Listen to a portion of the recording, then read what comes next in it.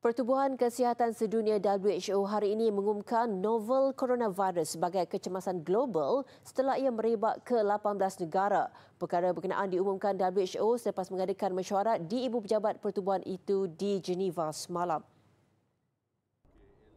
Sehingga kini, China telah melaporkan lebih 8,243 kes dikesan termasuk 171 kematian direkodkan setakat 31 Januari. Wabak berkenaan meningkat lebih 10 kali ganda dalam tempoh seminggu. Badan Kesihatan Pertubuhan Bangsa-Bangsa Bersatu PBB mendefinisikan kecemasan global sebagai peristiwa luar biasa yang merupakan risiko kepada negara-negara lain dan memerlukan koordinasi tindak balas global. Di wilayah Hubei iaitu ibu negeri Wuhan, kira-kira 60 juta orang dikuarantin apabila China berusaha membendung penularan novel coronavirus. Ketua Pengarah WHO Tedros Adhanom Ghebreyesus dalam satu sidang akhbar di Geneva memuji tindak balas China dalam mengawal penularan wabak itu. Katanya sebab utama pengisytiharaan ini bukan kerana ia berlaku di China, namun apa yang berlaku di negara lain. Tambahnya, WHO bimbang jika virus itu merebak ke negara yang mempunyai sistem kesihatan yang lemah dan tiada sumber kukuh untuk menanganinya. Sebanyak 22 negara telah melaporkan mempunyai kes coronavirus dengan parasitis ketika ini sedang membuat kajian untuk memahami cirinya dan bagaimana ia tersebar. Kes jangkitan dikesan di beberapa negara antaranya Amerika Syarikat, Perancis, Jepun, Jerman, Kanada, Thailand dan Singapura.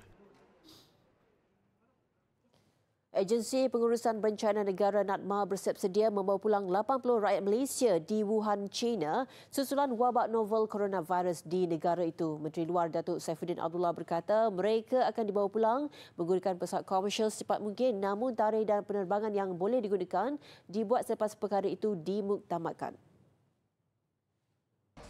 Kapal terbang yang kita hantar itu juga akan membawa medical personnel dan rakyat Malaysia yang kita nak bawa pulang itu kita akan periksa, kita bawa dia balik dan sebaik saja sampai di Malaysia mereka akan diperiksa lagi dan tengok kepada keadaan, kemungkinan juga kena kuarantin untuk beberapa ketika, baru selepas itu mereka akan dilepaskan.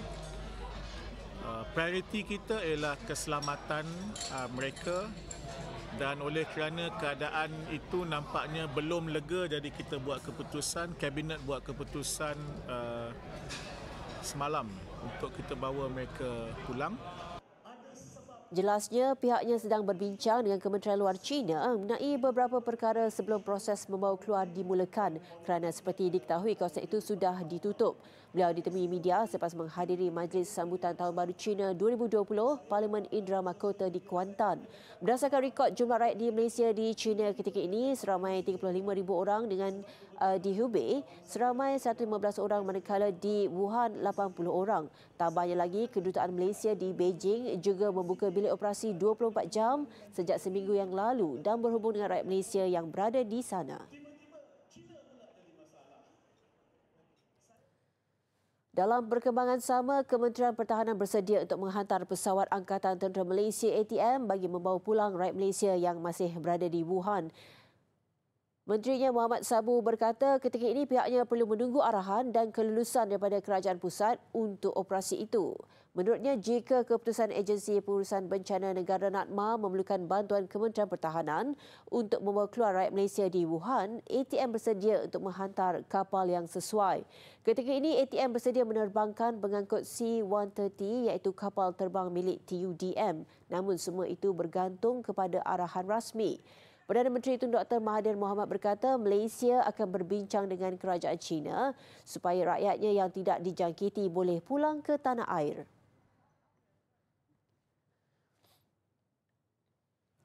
Kerajaan sedang dalam proses memperluaskan proses saringan kepada semua pengembara serta pelancong dan tidak tertumpu daripada China sahaja. Menteri Kesihatan Datuk Seri Dr. Zulkifli Ahmad berkata, proses itu dapat dilakukan selepas kementeriannya menambah 25 lagi unit alat pengimbas haba untuk diletakkan di 61 pintu masuk antarabangsa di seluruh negara. Kita akan mendapat 25 unit tambahan. Dalam 2 hari lalu saya ingat saya menyebutkan 12 ya. Tapi we are now getting 25. Di samping itu juga kita ada temperature gun, apa tu istilahnya apa? Termometer yang di temperature gun, yang di laser thermometer yang boleh juga mengesan pengeluaran SD pass along ya. Dengan penambahan itu, Kementerian Kesihatan akan memiliki 79 unit alat pengimbas haba.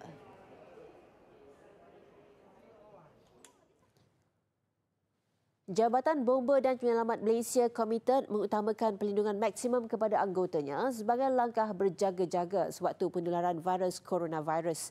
Ketua Pengarahnya, Datuk Muhammad Hamdan Wahid berkata, setiap anggota terutama yang berada di lapangan dikehendaki mematuhi prosedur sebagai langkah pembasmian setiap kali bertugas.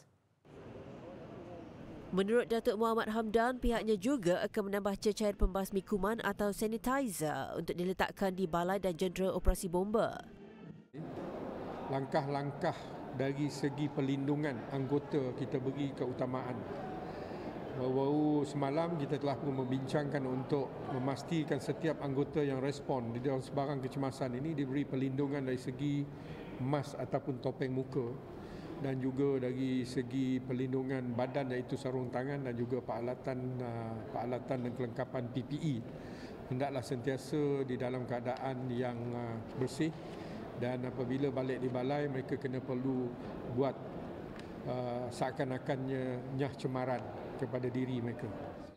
Selain itu, pihak bomba juga sentiasa bersiap siaga untuk memberikan kerjasama dalam mengendalikan penularan virus itu sekiranya diperlukan oleh Kementerian Kesihatan. Mengikut rekod, terdapat 15,000 anggota bomba di negara setakat ini dan 80% daripadanya bertugas di lapangan. Terdahulu, Datuk Muhammad Hamdan menghadiri Majlis Pembarisan Tahunan JBPM di Putrajaya. Pada majlis itu, beliau menyampaikan sijil penghargaan kepada 11 pengemal media cetak dan elektronik, orang awam dan 6 pegawai bomba.